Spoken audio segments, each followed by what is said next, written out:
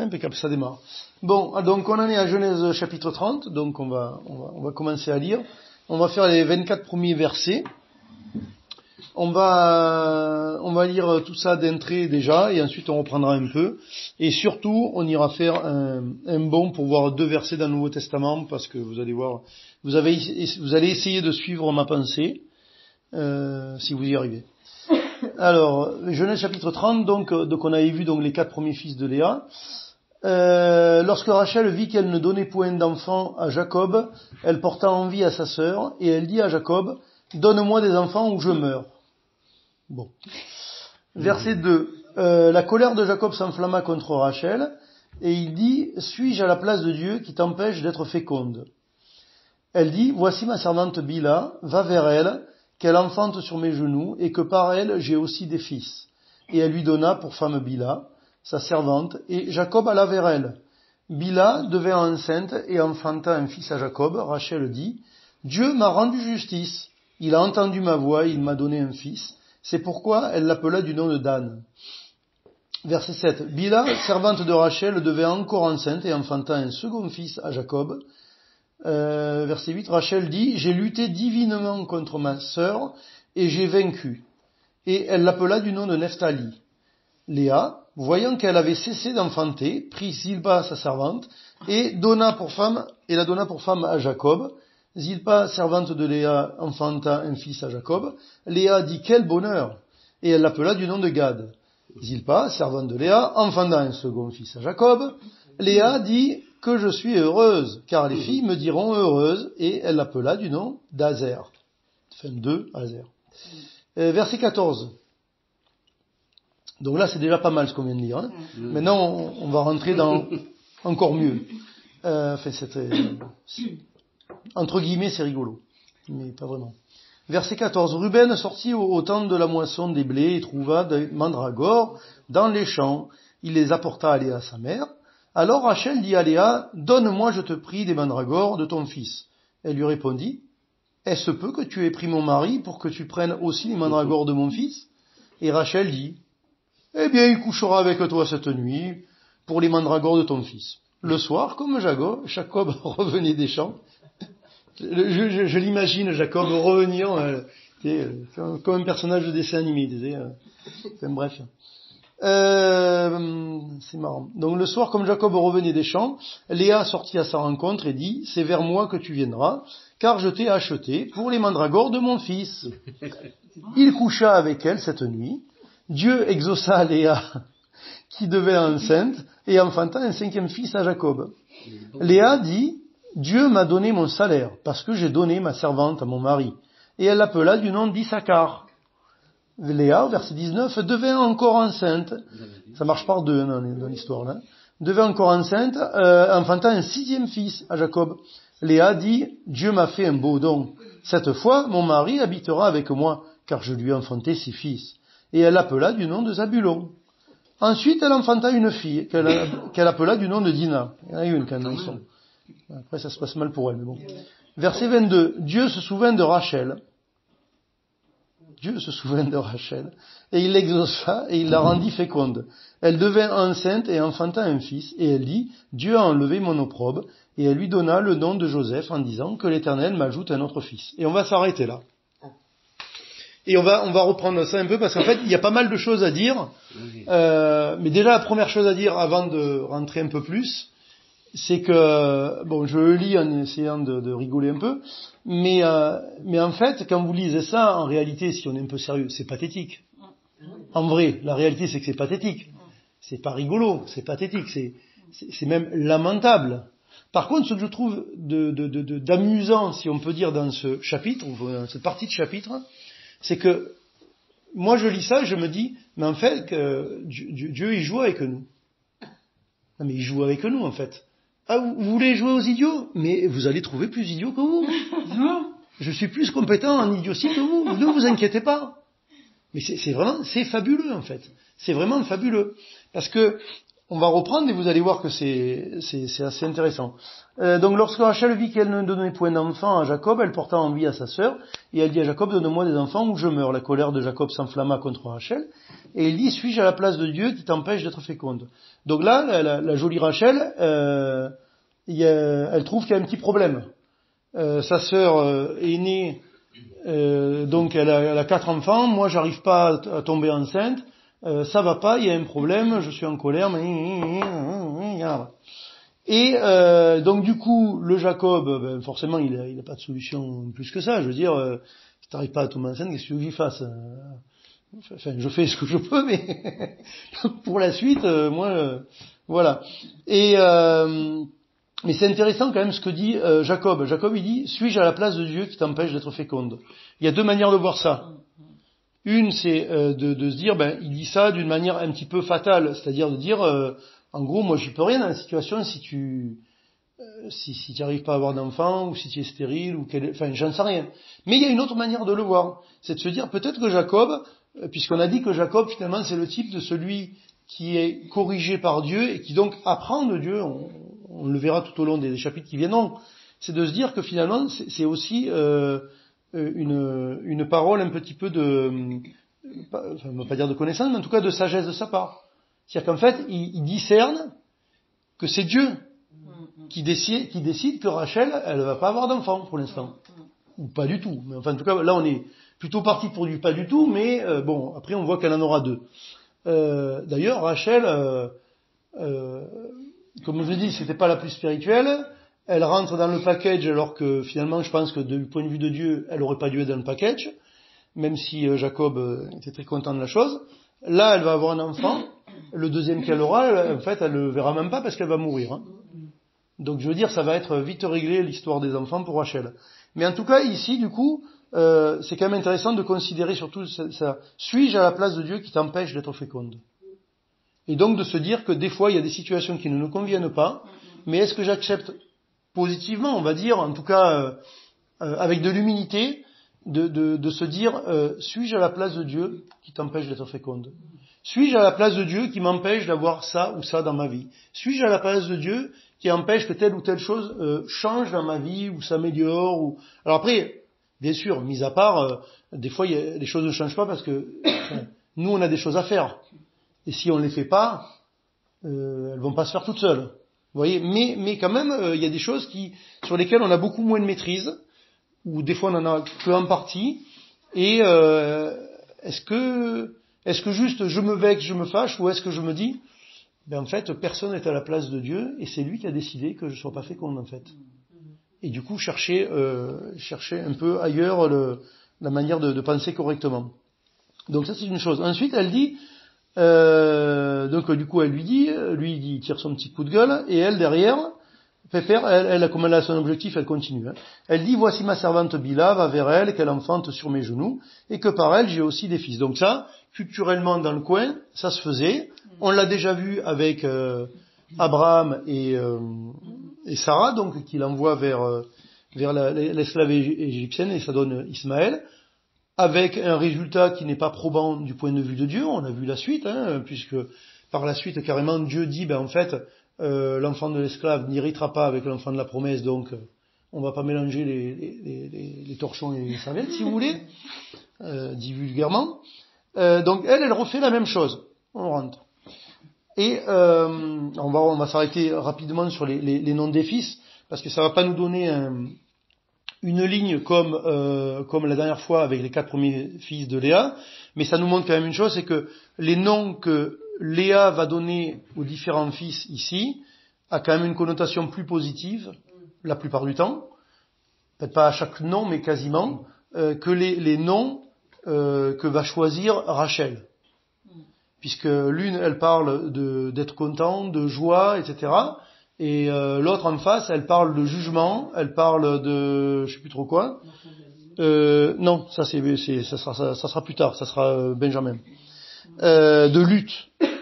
Alors, on avance tranquillement, sinon on s'en sortira pas. Donc elle dit, va vers ma servante Bila, va vers elle, qu'elle enfante sur mes genoux, verset 4. Et elle lui donna, donc pour femme Bila, sa servante, et Jacob alla vers elle. Bila devint enceinte et enfanta un fils à Jacob. Rachel dit, Dieu m'a rendu justice, il a entendu ma voix, il m'a donné un fils, et pourquoi? Elle appela du nom de Dan. Dan, ça veut dire justice. Donc ça veut dire que dans une situation où Dieu l'empêche d'être féconde, d'être enceinte, et d'avoir des enfants, elle, au lieu de voir la main de Dieu, la souveraineté de Dieu, et éventuellement être patient vis-à-vis de Dieu, elle cherche des solutions toutes humaines, et je dirais impies. Et derrière, quand ça fonctionne, elle estime finalement que Dieu m'a fait justice. Et faisons attention, parce que nous, on fait peut-être des fois la même chose dans notre vie, en fait. On refuse des circonstances de la vie, on trouve des solutions ou des parades humaines, et quand on s'en sort à peu près, on prend notre étiquette Dieu et on la met dessus. Mais peut-être qu'on n'a rien discerné du tout en fait. Donc on en est là. Juste en passant, parce que quand même c'est fabuleux, donc Jacob il en est à 3 femmes là maintenant. Hein. On est d'accord. Partant de l'idée qu'auparavant, donc du coup, il couchait pas ni avec Bilha ni avec Zilpa. Puisqu'elles étaient là des servantes de ces femmes pour toute autre chose, on va dire. Donc il en est à 3 femmes. Donc il veut se marier avec une femme, il en est déjà à 3. Hein. Donc c'est très intéressant. Ensuite, verset 7, Bilha, servante de Rachel, devait encore enceinte et enfanta un second fils à Jacob. Verset 8, Rachel dit, ça c'est quand même, si elle était en face de moi, je dirais, tu manques pas de toupet. J'ai lutté divinement contre ma sœur. Et je peux vous dire, en hébreu, c'est divinement qui a marqué. Non, parce que l'hébreu, vous savez, c'est une langue un peu, pas simpliste, mais où il y a moins de mots, donc des fois, si vous voulez, avec un mot, nous on a fait des bouts de phrases un peu plus larges, donc des fois il y a des choses qui sont dans votre traduction, en fait, tous les mots n'y sont pas dans l'original, mais là en l'occurrence, lutter et divinement, ça y est dans l'original. Donc c'est bien ce que ça veut dire, c'est pas ni une extrapolation, ni une légère extension du terme qui serait pas incorrecte, mais non, c'est vraiment ça. Donc Madame Rachel, elle a lutté divinement contre sa sœur. Tu comprends toi? Donc j'ai lutté divinement contre ma sœur et j'ai vaincu. D'accord. Et elle l'appela du nom de Nephtali. Et Nephtali, ça veut dire lutte ou mon combat. Donc très bien. Donc ça c'est le point de vue de Léa sur la situation.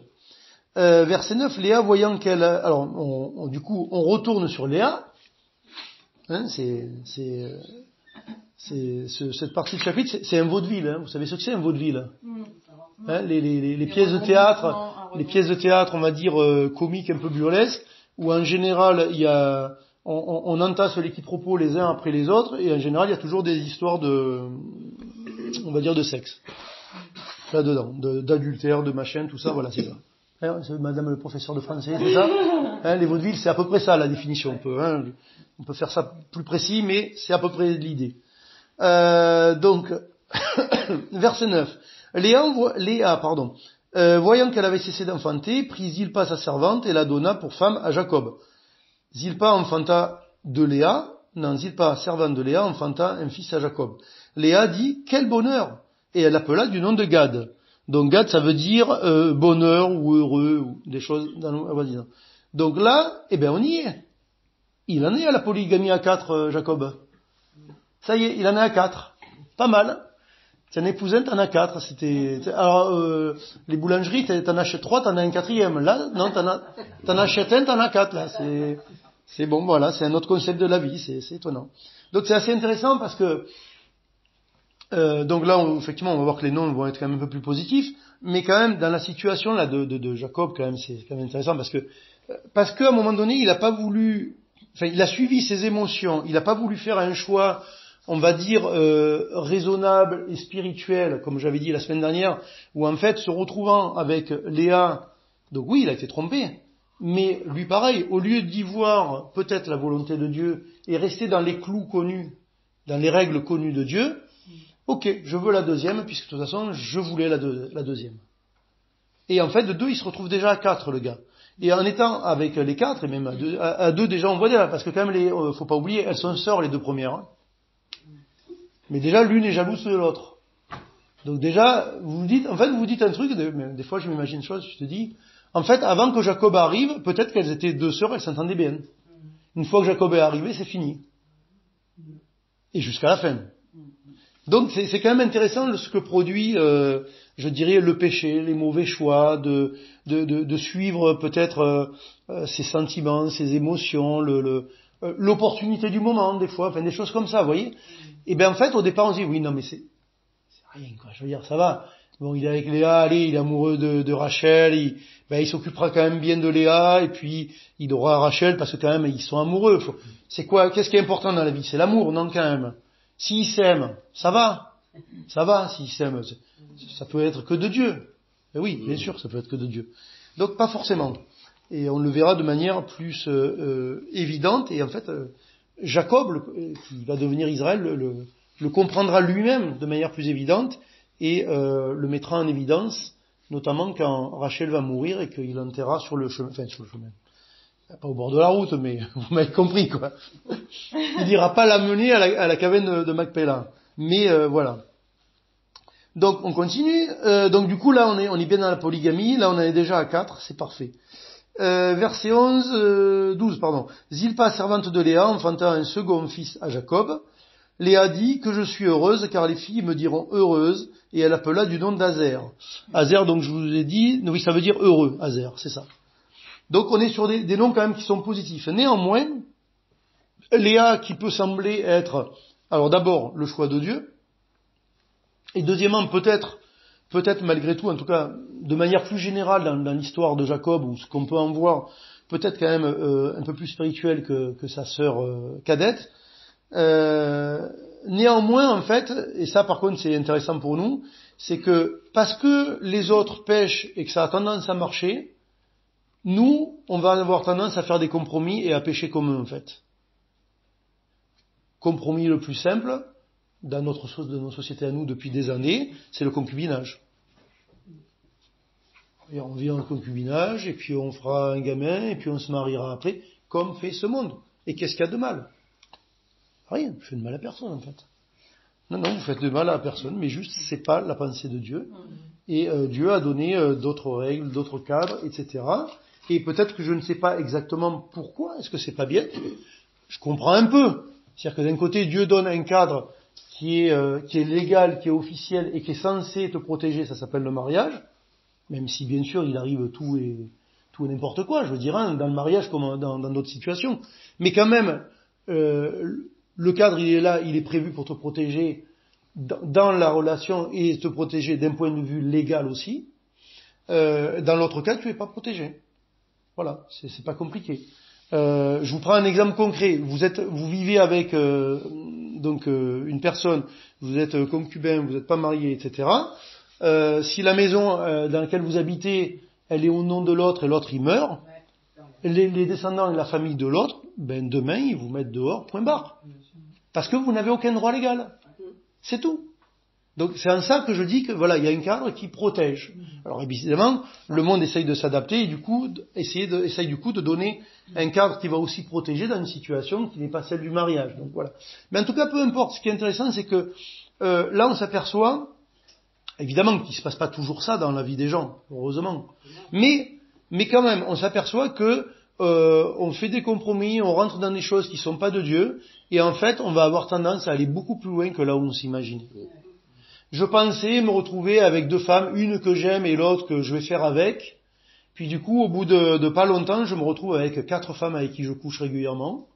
J'en suis à je sais pas combien d'enfants, un peu de tout le monde. Ça fait de la jalousie, ça fait des tensions, ça fait des problèmes. Là, on n'en est pas encore là, mais à un moment donné, ça fait des problèmes aussi entre les gosses, qui sont pas des mêmes parents exactement en fait, etc., etc. Voilà. Donc, juste avoir cette chose-là en tête. Donc, on continue un petit peu et on va voir. Donc, Dazer, ok. Donc là, on arrive sur la deuxième partie de cette première partie de chapitre, verset 14. Ruben, l'aîné. Donc, il sortit au temps de la moisson des blés, il trouva des mandragores. Donc, des mandragores, ils appellent ça, ils disent que c'est des pommes d'amour. En fait, on ne sait pas trop. C'est une plante. En fait, c'est une plante qui apparemment produit plutôt du poison et devrait pas être mangé normalement. Mais en tout cas, le terme qui est utilisé ici est pour la plante, même si on ne sait pas trop laquelle elle est, donc ça produirait enfin des poisons ou des médecines, des antalgiques et aphrodisiaques. Et en réalité, c'est pour ça que que Rachel, elle veut les mandragores. Et c'est là où je dis que Dieu, il dit, vous voulez jouer au malin, mais moi je suis plus malin que vous. Parce qu'en fait, tu vas acheter les mandragores de ta sœur parce que c'est un aphrodisiaque et ça, c'est censé, on va dire, faciliter la fécondité pour être enceinte de toi. Et en fait, en mettant ta sœur dans le lit de votre mari commun, pour le coup, elle va t'en faire deux de plus. Donc Dieu est en train de dire, toi tu veux tourner autour du truc, manigancer, alors, avec ta servante, maintenant avec les mandragores, mais moi regarde, les mains dans les poches, elle va t'en faire deux de plus. Deux de plus de gosses. Maintenant, elle en est à 6. 6-0, balle au centre. Est-ce que ça te convient? Non mais, vous voyez, regardez, la chose, elle est comme ça. Elle est mathématiquement comme ça. L'autre, pourquoi elle veut les mandragores? C'est pour faire des enfants. Pour les acheter, elle envoie sa sœur dans le lit du mari. Bon, ça, manifestement, à ce que je comprends, il n'y a pas trop de problème. Et le résultat, en fait, elle en fait un, et elle en fait deux, alors qu'en fait, elle avait plus d'enfants depuis un petit moment. Vous voulez jouer aux idiots, Dieu est plus malin. Donc, continuons néanmoins. Donc les mandragores de mon fils, donc elle lui remonte un petit peu. Donc il les apporta à Léa, sa mère. Alors Rachel dit à Léa, donne-moi, je te prie, des mandragores de ton fils. Elle lui répondit, est-ce peut que tu aies pris mon mari pour que tu prennes aussi les mandragores de mon fils? Alors là, c'est aussi intéressant. Comme tout à l'heure, Jacob, il dit, mais est-ce que je suis à la place de Dieu qui t'empêche de féconde? Ici, comment elle s'appelle? Léa, elle dit aussi quelque chose qui est un peu pertinent. En fait, elle dit, est-ce peut que tu aies pris mon mari pour que tu prennes aussi les mandragores de mon fils? Mais en fait, ça veut dire que là, Léa, elle part vraiment de la situation que je vous donne, qui est qu'en fait, il aurait dû y avoir qu'elle. Parce qu'en réalité, elle devait continuer de coucher avec Jacob des fois. Puisque si elle s'aperçoit qu'elle ne procrée plus alors qu'elle a fait 4 enfants, c'est qu'elle a quand même d'abord en amont fait ce qu'il fallait pour éventuellement tomber enceinte. Si elle couchait plus avec lui, elle dirait pas j'arrive plus à être enceinte. Si on ne fait rien, évidemment que je ne veux pas être enceinte. Donc elle continue de coucher avec lui. Mais là, elle dit, tu as pris mon mari. Donc c'est pas, il couche avec toi, il couche plus avec moi. C'est, non, légalement, en fait, devant Dieu, tu m'as volé mon mari. Il devrait y avoir que moi dans l'histoire. Et là, on est 4, les enfants. Donc, quand je dis que Léa est un peu plus spirituelle que Rachel, elle a de la perspicacité spirituelle. Et là, mis à part la colère qui va forcément avec, elle dit quelque chose qui est juste, en fait, spirituellement. Donc, donne-moi, je te prie, mandragore, ton fils, est-ce peut que tu aies pris mon mari pour que tu prennes aussi mandragore, mon fils? Et Rachel dit, eh bien, il couchera avec toi cette nuit pour les mandragores de ton fils. Donc, ça veut dire qu'il y avait un turnover, et que ce jour-là, le turnover a été décidé par les dames. Et je trouve ça très intéressant parce que vous allez voir, les mots sont précis. Verset 16. Le soir, comme Jacob revenait des champs, avec son petit baluchon, innocent, mais je rentre chez moi, tranquille, j'ai rien demandé à personne. Le soir, comme Jacob revenait des champs, Léa sortit à sa rencontre et dit, c'est vers moi que tu viendras, car je t'ai acheté pour les mandragores de mon fils. Donc, on est passé d'un mariage simple à un mariage multiple, à une polygamie à 4, avec des enfants avec les 4, et maintenant on vient rajouter de la prostitution. Et oui, parce que là, la phrase qu'elle dit, c'est quoi? C'est pas la définition de la prostitution? Donc d'habitude, c'est plutôt les hommes qui achètent les femmes. Mais là, pour le coup, excuse-moi, c'est vers moi que tu viendras, car je t'ai acheté pour les mandragores de mon fils. Si ça, c'est pas une définition de la prostitution, je sais pas qu'est-ce que c'est. Donc, on vient rajouter un petit peu les péchés les uns sur les autres. En la polygamie, on arrive à la prostitution, enfin une forme de prostitution, parce que là, il y a quand même un côté consentant, on va dire. Et en plus, c'est pas lui qui empoche les mandragores. Donc, légalement, devant un juge, on peut discuter le terme. Mais quand même, le principe est là. Donc, il coucha avec elle cette nuit-là. Dieu exauça Léa, qui devint enceinte et enfanta un 5e fils à Jacob. Léa dit, Dieu m'a donné mon salaire, parce que j'ai donné ma servante à mon mari, et elle l'appela du nom d'Issachar. Et là, vous voyez, quand je dis, vous êtes spirituel, les gens qui sont non croyants ou qui marchent dans le péché, même dans l'église, ils font des choses que vous savez qu'ils ne doivent pas être faits et que vous faites attention de ne pas faire, au bout d'un moment vous allez faire pareil qu'eux parce que ça marche, le résultat c'est que sa bouche aussi elle change, Aléa. C'était content, bonheur, et là maintenant c'est salaire. Maintenant c'est salaire, et oui c'est salaire là, le petit va l'appeler. Salaire, l'argent. Oui, Issachar, il donnera un salaire. Mais en même temps, l'explication qu'elle en donne est intéressante. Dieu m'a donné mon salaire parce que j'ai donné ma servante à mon mari. Et elle, comme sa sœur, elle se dit, mais en fait, c'était un bon système là d'envoyer les servantes. Et pour preuve, c'est que maintenant, c'est moi qui à nouveau deviens enceinte. Donc en fait, Dieu me bénit. Dieu me bénit.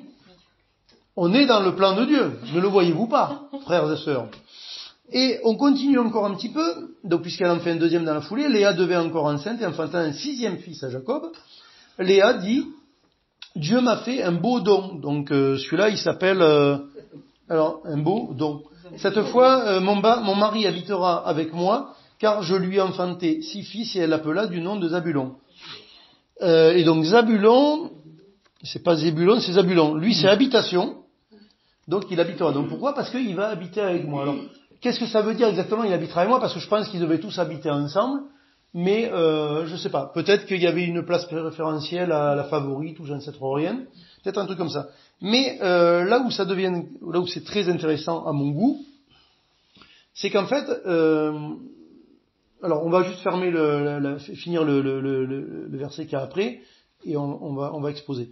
Donc ensuite, elle enfanta une fille qu'elle appela du nom de Dina, et Dina ça veut dire jugement. Donc voilà, vous voyez, les mots deviennent plus rugueux dans la bouche de Léa, pardon. Dieu se souvint de Rachel, donc il est sorti de sa sieste, il se souvint de Rachel, et il l'exauça, et il la rendit féconde.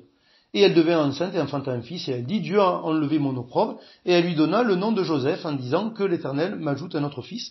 Et Joseph, ça signifie que l'Éternel ajoute. Maintenant, voilà le fond de ma pensée. C'est que quand on a lu tout ça, mis à part donc les explications que je vous ai données là, en fait on se dit une chose, il y a quand même un absent dans l'histoire. Bon, déjà l'histoire en elle-même, elle n'est pas très intéressante, déjà, en elle-même. Mis à part de dire qu'eux ils pêchent comme ci, comme ça, etc. Voilà. Mais en fait, il y a un grand absent. Il y en a un qui n'a pas droit au chapitre ici, c'est Dieu. Alors bon, on fait beaucoup de choses dans le dos de Jacob, et bon, Jacob, il est un peu bené, il est un peu participatif dans le truc. Mais par contre, où est Dieu là-dedans? On fait que parler de Dieu, on fait que parler au nom de Dieu, on donne des noms aux enfants de par Dieu, parce que Dieu, il a fait ci, il a fait ça, ce sont nos interprétations propres dans nos situations cuisinées à notre sauce. Mais en fait, où est Dieu? Quand est-ce que Dieu parle ici? Si, il parle en faisant des choses. Mais quand est-ce qu'il parle? Non. Quand est-ce que vous le consultez? Jamais. Qu'est-ce que Dieu pense de la situation et des diverses situations? Rien. Rien. Où est Dieu? Rien du tout. Rien du tout. Rien du tout. Et du coup, c'est très intéressant parce que, en fait, regardez un peu la situation. On a une Rachel qui se dit, mon problème, c'est que j'ai pas d'enfant. Donc, on va trouver des solutions. Et elles sont humaines et elles sont pas pieuses. Ensuite, on a une Léa, elle dit, moi mon problème, c'est que je suis pas vraiment avec mon mari.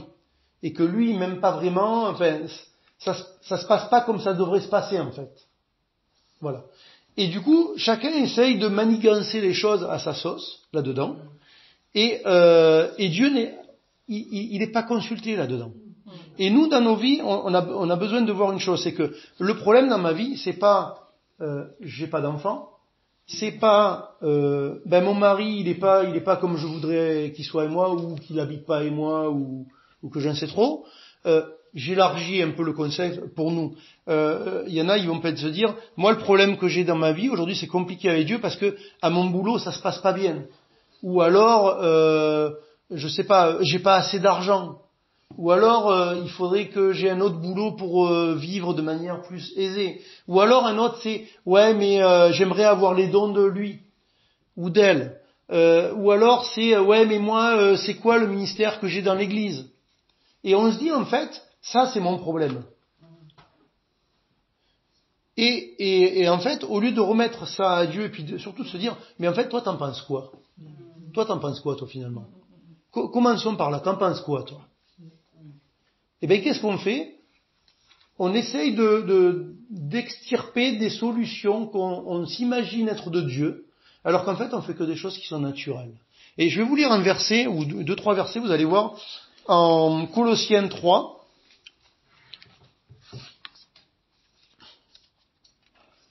Alors en 1 Corinthiens 10, 31, il est dit, faites tout, je vais oublier de le lire aussi, mais là je m'arrêterai pas dessus. 10, 30, il est dit, si je mange avec action de grâce, pourquoi serais-je blâmé au sujet d'une chose dont je rends grâce? Verset 31. Soit donc que vous mangiez, soit que vous buviez, soit que vous fassiez quelque chose, faites tout pour la gloire de Dieu. Donc là, on parle de manger et de boire, et la question c'est de manger de la viande sacrifiée aux idoles. Mais là, donc qu'est-ce que dit Paul? Il dit, faites tout pour la gloire de Dieu, dans un contexte qui est de manger et de boire. Mais Paul dit autre chose en Colossiens 3, 23, et dans un contexte qui est intéressant, parce que nous on peut se dire, ouais mais aujourd'hui moi je suis pas dans la situation d'une Rachel ou d'une Léa. Hein, j'espère que non pour vous, effectivement. Mais bon, quoi que ça arrive. Mais disons que voilà, généralement c'est peut-être pas les situations dans lesquelles nous sommes, parce que heureusement c'est un peu différent. Il est dit, verset 22, 3, 22, serviteurs, obéissez en toutes choses à vos maîtres. Serviteur ici c'est esclave. Donc esclaves, obéissez en toutes choses à vos maîtres selon la chair, non pas seulement sous leurs yeux, comme pour plaire aux hommes, mais avec simplicité de cœur, dans la crainte du Seigneur. Donc on a vu que Léa, elle est contente parce que les autres vont dire qu'elle est bien heureuse. Mais est-ce que tu peux être contente que Dieu dit quelque chose de bien sur toi? Est-ce que ça peut être ta source de joie un jour, par exemple? Donc pour plaire aux hommes, mais avec simplicité de cœur, dans la crainte du Seigneur. Verset 23. Tout ce que vous faites, faites-le de bon cœur, comme pour le Seigneur et non pour des hommes, sachant que vous recevrez du Seigneur l'héritage, etc., etc. Et vous savez quoi? Comment dire? Ça en fait, on a besoin d'avoir ce genre de verset comme leitmotiv. Tout ce que je le fais de tout cœur comme pour le Seigneur. Et si c'est pour le Seigneur, j'ai pas à avoir de regrets et j'ai pas besoin d'avoir de manigance en fait, si vous voulez. Et du coup, mon problème c'est pas j'ai pas d'enfant, mon mari il est pas gentil, ou j'ai pas un boulot qui va bien, ou j'habite pas avec lui, ou si ou mi, enfin bref, en l'occurrence les situations qu'on voit dans Genèse 30, mais d'autres que nous on peut avoir dans nos vies évidemment. Non, vous savez. Ici, je vous ai dit, voilà, serviteurs, obéissez en toutes choses à vos maîtres. Verset d'après, tout ce que vous faites, faites-le de bon cœur.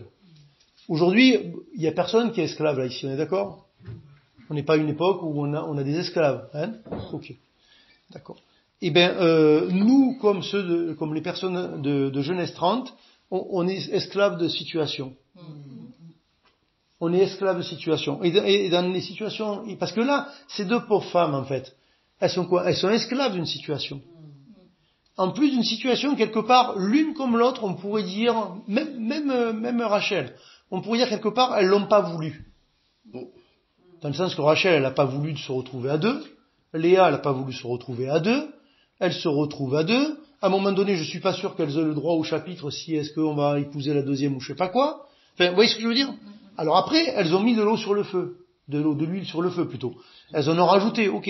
Mais, je veux dire, donc en fait, quelque part, on rentre dans une situation qui n'est pas de Dieu, et donc et nous c'est pareil, on se retrouve à rentrer dans des situations dans notre vie qui sont pas de Dieu ou qui sont compliquées, et nous sommes esclaves quelque part de ces situations-là. En tout cas, on se sent esclave. Et Dieu dit, moi je peux vous libérer. Mais vous libérer, ça veut dire tout ce que vous faites, faites-le de bon cœur, comme pour le Seigneur et non pour des hommes. Et comme il est dit un petit peu au-dessus, serviteurs, obéissez en toutes choses à vos maîtres selon la chair, non pas seulement sous leurs yeux, pour éviter les problèmes, comme pour plaire aux hommes, mais avec simplicité de cœur dans la crainte du Seigneur. Et donc on va s'arrêter juste là-dessus et voir que voilà l'intérêt dans cette situation qui est burlesque d'un côté, mais qui est quand même plutôt dramatique et pitoyable de l'autre. En réalité, nous, dans nos situations à nous, on peut être enfermés comme ces deux femmes et chercher des solutions toutes humaines. Et est-ce qu'à un moment donné, je fais pas pause, c'est comme au basket, on arrête, pause, temps mort, oui. Temps mort, et là le coach il discute avec les joueurs et puis on reprend sur une stratégie. Et là, est-ce qu'à un moment donné, peut-être dans ma vie, je dis ok, mais en fait là je suis esclave d'une situation, d'une relation, de quelque chose qui s'est passé, de mon passé peut-être, de ceci, de cela. Vous savez, il y a un truc, on est tous esclaves, c'est de la géopolitique. De la politique de mon pays, de la politique qu'il y a dans le monde. Et même des mœurs qui sont dans le monde. Vous pouvez rien y faire, mais vous êtes esclave parce qu'on y est dedans. On y est dedans. On en pense ce qu'on veut, on en dit ce qu'on veut, mais on y est dedans, en fait. Donc, il y a certains péchés qui se développent, plus qu'à une autre époque, et voilà, je peux dire que c'est pas beau, c'est pas bien, c'est tout ce que vous voulez. Je vais pas prendre une Kalachnikov et tuer tout le monde. Donc, je pâtis, je suis esclave. Voilà, je vis là, je vis pas ailleurs. Il se passe ça dans le monde, et si ça m'affecte à un moment donné, ça m'affecte. Je peux rien y faire. Vous voyez ce que je veux dire, etc. Et donc, la question c'est comment est-ce que je dois et je peux penser avec Dieu. Donc, temps mort, et tu demandes, tu consultes. Plus tard dans le Nouveau Testament, après quand il y a la royauté, le peuple hébreu et tout ça, notamment avant les batailles, on consulte l'Éternel. On consulte pourquoi? De toute façon, on sait très bien qu'on va faire la guerre, on a décidé, on y va. On consulte l'Éternel. Et nous, est-ce que nous consultons l'Éternel avant toute chose? Et est-ce que nous faisons tout pour la gloire de Dieu ou pour d'autres motifs? Parce que du coup, faire les choses pour d'autres motifs, on le réalise peut-être pas toujours, mais en fait, c'est manigancer comme ces deux femmes. C'est trouver des solutions pour vivre mieux ce qui se passe là, parce que ça convient pas, ou parce qu'effectivement c'est compliqué, c'est objectivement compliqué d'ailleurs, ou c'est une souffrance, et c'est une vraie souffrance, mais qu'est-ce que Dieu en pense? Et pas comment je vais m'arranger avec d'autres manières. Voilà, je vous laisse avec ceci.